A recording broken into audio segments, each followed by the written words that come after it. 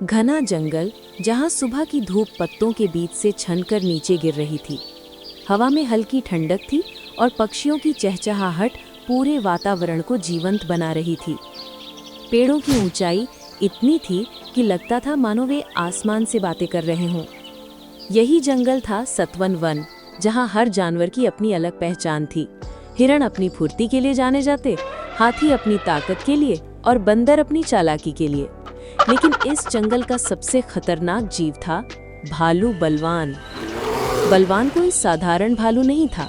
उसका शरीर बहुत बड़ा और ताकतवर था, लेकिन सबसे बड़ी बात ये थी कि वो बेहद गुस्सैल था। उसकी आंखों में हमेशा आग सी जलती रहती। जंगल के सारे जानवर उससे डरते थे। अगर किसी ने गलती से उसकी राह काट दी तो उसकी खैर नहीं। उधर उसी जंगल में रहता था एक चालाक बंदर मक्खन। मक्खन पतला दुबला था, पर उसकी अक्ल बहुत तेज थी। वो कभी अपनी ताकत पर नहीं बल्कि अपने दिमाग पर भरोसा करता था। उसने कई बार बड़े बड़े जानवरों को अपनी चतुराई से हराया था। एक दिन की बात है, जंगल में एक बड़ा आम का पेड़ था जिस पर पीले मीठे आम लटक रहे थे। पूरा जंगल जानता था कि ये पेड़ भालू बलवान का है। उसने साफ कह रखा था, इस पेड़ का कोई फल तोड़ने की हिम्मत मत करना, वरना मेरे गुस्से का शिकार बनोगे। सभी जानवर डर के मारे उस पेड़ के पास नहीं जाते थे, लेकिन मक्खन बंदर को मीठे आम बहुत पसंद थे। उसकी नजर जैसे ही आमों पर पड़ी, उसका मन ललचाने लगा। उसने सोचा, अगर डर के कारण मीठा फल भी न खा पाऊं तो बंदर कहलाने का क्या फायदा। मैं चालाक हूँ, भालू ताकतवर है, लेकिन ताकत हमेशा दिमाग से नहीं जीत सकती। मक्खन धीरे धीरे पेड़ पर चढ़ गया और सबसे ऊपर से एक एक आम तोड़कर खाने लगा। रस उसके होठों पर टपक रहा था और वो मजे से आंखें बंद कर चबा रहा था। लेकिन तभी जंगल में जमीन कांपने लगी। भारी कदमों की आवाज आई। भालू बलवान आ गया। उसने पेड़ की ओर देखा और गर्जा, कौन है जो मेरे पेड़ को लूटने की हिम्मत कर रहा है? मक्खन डर गया, लेकिन जल्दी ही उसने खुद को संभाला। उसने मुस्कुराते हुए नीचे झांका और बोला, अरे बलवान भाई, गुस्सा क्यों करते हो? मैं तो सोच रहा था कि इतने सारे आम अकेले तुम कैसे खाओगे। मैं तो बस तुम्हारी मदद कर रहा हूँ। भालू की आंखें और लाल हो गईं। मदद? मुझे तेरी मदद नहीं चाहिए। अभी नीचे उतर, वरना तुझे पेड़ से गिराकर चूर चूर कर दूंगा। मक्खन को समझ आ गया कि भालू को बेवकूफ बनाना आसान नहीं होगा। उसने जल्दी से सोचा और बोला, ठीक है, मैं नीचे आता हूँ, लेकिन पहले तुम अपनी आंखें बंद करो। अगर तुमने देख लिया कि मैं कैसे उतरता हूँ तो मेरे जादू का असर खत्म हो जाएगा। भालू थोड़ा चौंका, लेकिन उसके मन में लालच आ गया। जादू? ये बंदर वाकई चालाक है। कहीं सचमुच इसमें कोई जादू हो तो? उसने आंखें बंद कर ली। मक्खन तुरंत पेड़ की दूसरी ओर से छलांग लगाकर भाग गया। जब भालू ने आंखें खोली तो वहां कोई नहीं था। भालू ने दहाड़ लगाई, बंदर तू बच गया, लेकिन अगली बार नहीं बचेगा। अब पूरे जंगल में ये खबर फैल गई कि मक्खन बंदर ने भालू बलवान को बेवकूफ बना दिया। हिरण, लोमड़ी, खरगोश सब हंसते हुए कहते, अरे उस गुस्सैल भालू को भी बंदर ने धोखा दे दिया। इसके बाद तो भालू का गुस्सा और बढ़ गया। उसे लगा कि उसकी इज्जत मिट्टी में मिल गई है।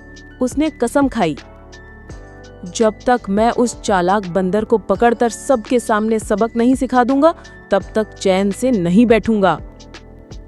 भालू ने मक्खन को पकड़ने के लिए कई जाल बिछाए। कभी पेड़ के नीचे शहद रखता, कभी गड्ढा खोदकर उसे पत्तों से ढक देता, लेकिन मक्खन हर बार अपनी चालाकी से बच निकलता।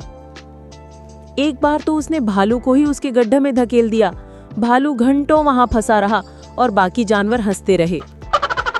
मक्खन अब थोड़ा घमंडी होने लगा।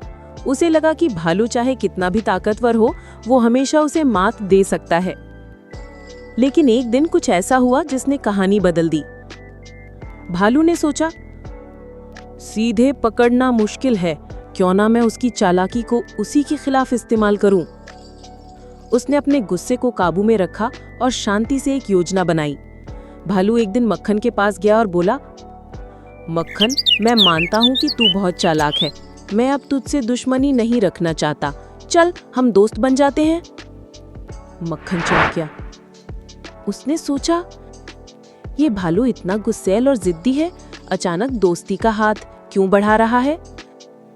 लेकिन फिर उसके दिमाग में खुराफात आई। अगर ये सच में दोस्ती करना चाहता है तो मैं इसे इस्तेमाल करके और मजा ले सकता हूँ।